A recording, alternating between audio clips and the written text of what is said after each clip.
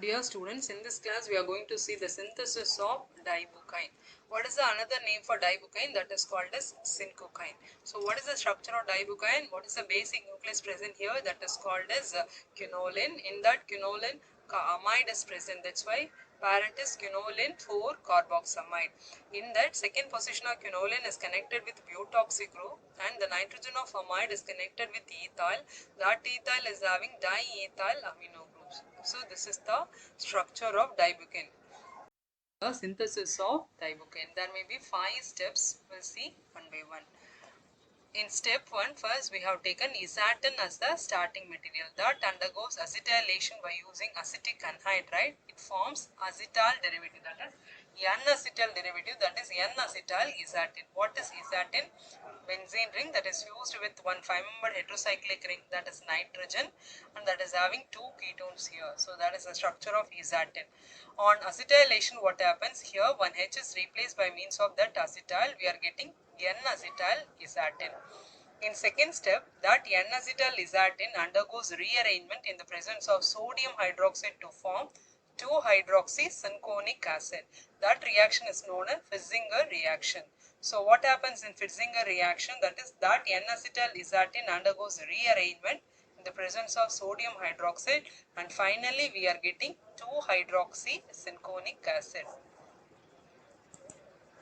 So we have taken that N-acetyl isatine that undergoes a Fitzinger reaction in the presence of sodium hydroxide. On sodium hydroxide, it undergoes, on treatment with sodium hydroxide, it undergoes hydrolysis. On hydrolysis, the bond between this carbon and nitrogen would be broken. With the nitrogen and H would be added. With the carbon, OH would be added. So what you are getting?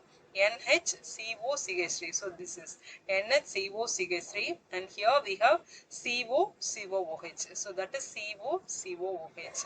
Now it undergoes cyclization. On cyclization, what happens? There may be removal of one molecule of water by taking this oxygen.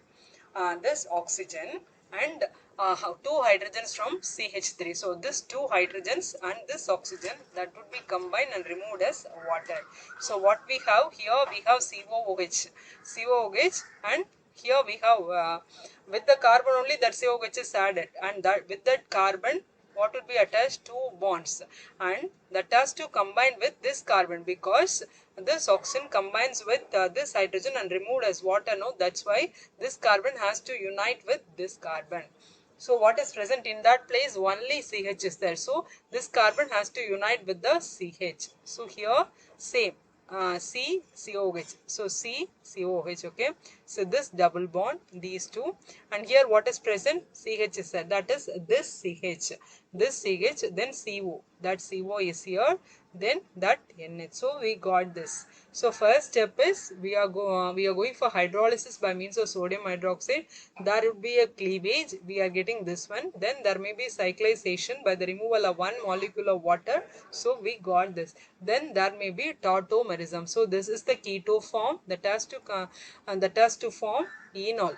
Okay, so that's why what happens, this double bond, no, that is moved from here, bond is shifted from here to here, this place to this place, and that's why to satisfy the valency of this carbon and nitrogen, this hydrogen is moving from nitrogen to this oxygen. So that's why we are getting 2-hydroxysynchronic acid, or otherwise it can be called as 2-hydroxyquinoline 4-carboxylic acid.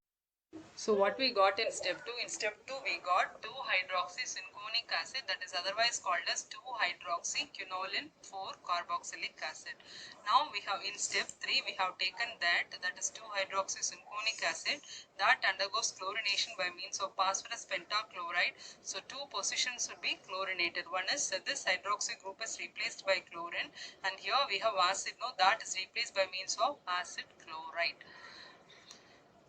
Now, in step 4, we have taken that acid chloride. That one reacts with the diethyl ethylene diamine. By the addition of this diethyl ethylene diamine, what happens?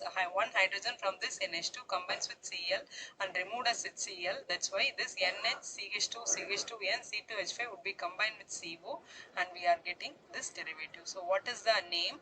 That is 2-chloro N. N means nitrogen of amine. So N in that, this is 1, this is 2. So 2 diethyl amino ethyl cinchonamide. So this is called as cinchonamide. Already we have seen this is called as cinchonic acid. We said no. So that is quinoline 4 carboxylic acid can be called as cinchonic acid.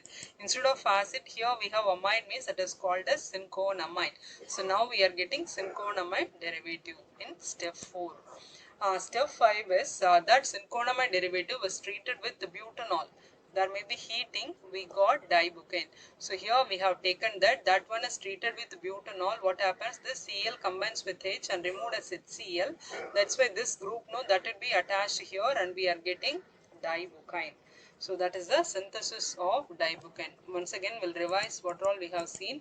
So first isatine we have taken, that undergoes acetylation, we are getting N-acetyl derivative. Then in second step, that undergoes the Fetzinger reaction. It undergoes rearrangement in the presence of sodium hydroxide to form 2-hydroxy cinchonic acid. That is, on this N-acetyl isatine undergoes this reaction, Fetzinger reaction, in the presence of sodium hydroxide. There may be hydrolysis, so there may be a cleavage here. We are getting this one. Then there may be cyclization. On cyclization, this oxygen combines with 2 hydrogens and removed as water. Then there may be cyclization. We got that, no, we are getting keto form. Then this tautomerized to form enol form. That is 2-hydroxy cinchonic acid. Then that one on chlorination we are getting to chloro derivatives. That is the hydroxy group is converted to chlorine. On acid, no, that is converted to acid chloride. This one reacts with diethyl ethylene diamine. There may be removal of 1 HCl, we got this. Then that one reacts with butanol. There may be removal of HCl, we got dibutane. So